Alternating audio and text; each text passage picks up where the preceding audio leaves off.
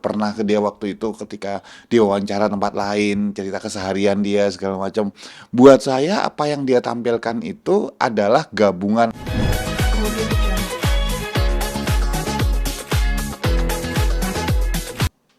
Oke, Pak mungkin bisa menganalisa nih tentang Nikita Willy di videonya itu ketika dia kayak nyapu gitu loh Pak. Nah mungkin bisa dijelaskan dari ekspresinya itu apakah benar dia acting kah atau mungkin dia pura-pura memang tidak paham untuk gerakan sapu atau mungkin seperti apa? Eh, Oke, dari cara dia, dari cara beberapa kan itu nggak cuma nyapu ya. Ada dia ketika megang setrikaan, ada ketika dia nyapu, gitu ya. Dari cara dia megang, sebetulnya kan juga nggak terlalu bingung-bingung banget gitu loh. Jadi buat saya apa yang ditampilkan dia, gini, bahwa Nikita Willy nggak biasa melakukan katakanlah aktivitas rumah tangga itu, ya sudah kemungkinan besar sudah memang itu terjadi lah. Pakai chef pribadi, gitu, pakai driver, pasti punya pembantunya juga nggak sedikit gitu. Tetapi yang jelas bahwa Nikita Willy nggak kemudian jadi asing-asing sekali dengan cara itu gitu ya. Kan ada beberapa kali juga dia di dapur gitu kan. Di kita bicara podcast lain, video lain gitu. Pernah dia waktu itu di dapur, pernah ke dia waktu itu ketika diwawancara tempat lain, cerita keseharian dia segala macam. Buat saya apa yang dia tampilkan itu adalah gabungan antara ya konten gitu ya untuk tanda petik ya mereka kan cari cuannya kan dari situ gitu loh, dari konten gitu loh.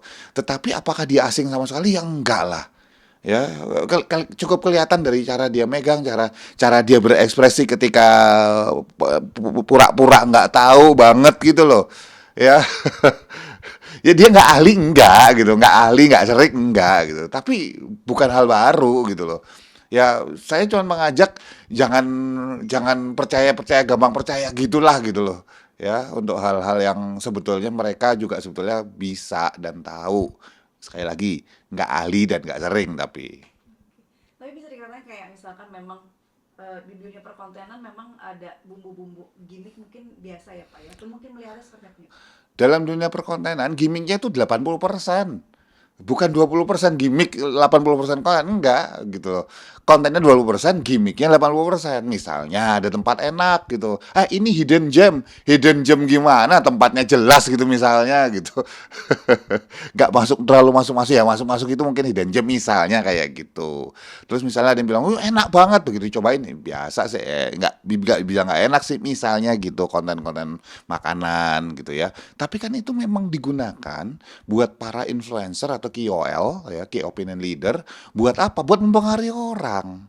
Ya, orang kan tertarik untuk sesuatu yang extraordinary gitu ya, bombastis gitu. Kalau nggak bombastis kan nggak dikunjungi artinya nggak dapat follower atau nggak dapat klik artinya nggak ada duit kan gitu. Balik lagi ke kita mungkin bisa dikatakan kayak salah satu untuk mencari apa ya, kayak iya ternyata selama ini Niki nggak bisa ngapa-ngapain ya gitu kan, opini-opini seperti itu gimana nih Pak?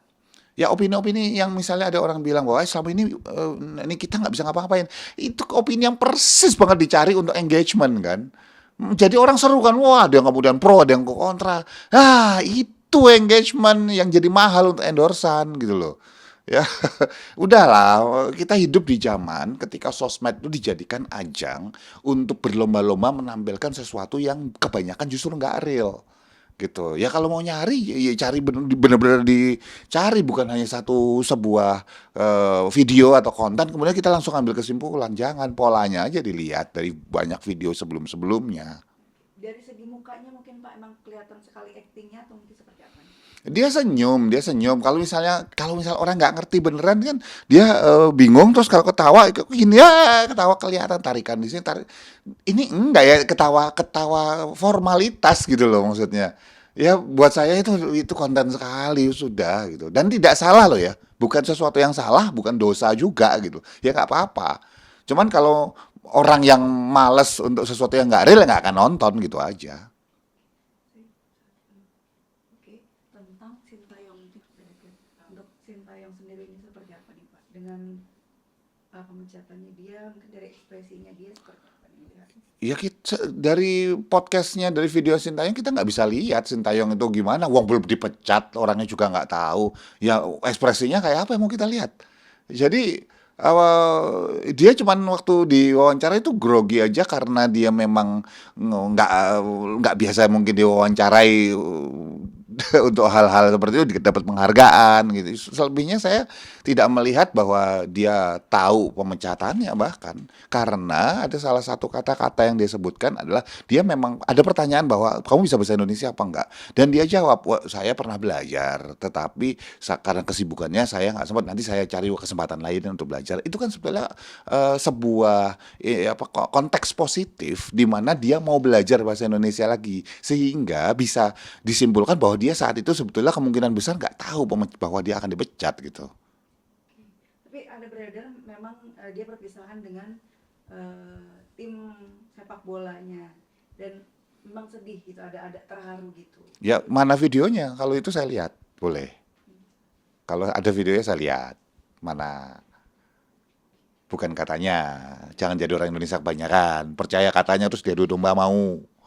Ayo, boleh. Mana datanya? Sebentar, ini aku mau kasih dulu nih, cut dulu sih.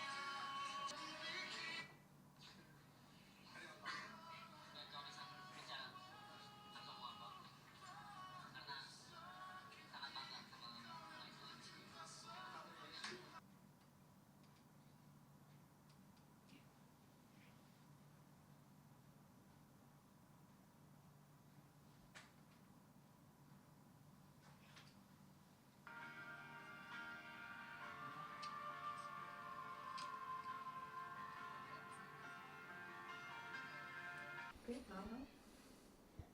Ya.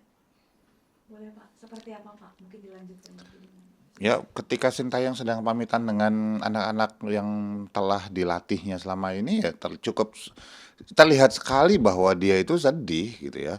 Jadi ketika dia selesai bicara, cek berhenti tercekat, kemudian kelihatan keluar air apa ada sedikit air mata di sini, ada perubahan sedikit di warna hidung, kemudian tarikan sininya garisnya itu mengencang ke arah bawah itu penanda sedih udah. Ya memang beneran sedih dia ketika harus berpisah dengan apa namanya tim yang sudah dilatihnya selama ini. tapi dengan adanya, misalnya ini kan menghebohkan juga gitu kan dunia Indonesia dengan dunia perbolaan ini, seperti apa sih tanggapannya Pak? Tanggapan siapa? Tanggapannya Bapak sendiri dengan hal seperti itu gitu kan? Kan gue bukan pengamat bola. Kalau kalau kalau buat saya sih gini ya, gini di dalam sana ya, bukan hal baru lah ya bahwa politik di luar PSSI, politik di dalam PSSI eh, itu wah itu benar-benar apa carut marut gitu. Dan untuk pertama kalinya bangsa Indonesia itu dapat seorang darling gitu pelatih gitu ya yang berhasil melatih timnas untuk akhirnya bisa masuk ke kualifikasi Asia untuk kemudian naik nanti ke Piala Dunia gitu. Terakhir Indonesia tuh tahun berapa? Tahun 60-an kali istilahnya terakhir seperti itu ya. Jadi wajar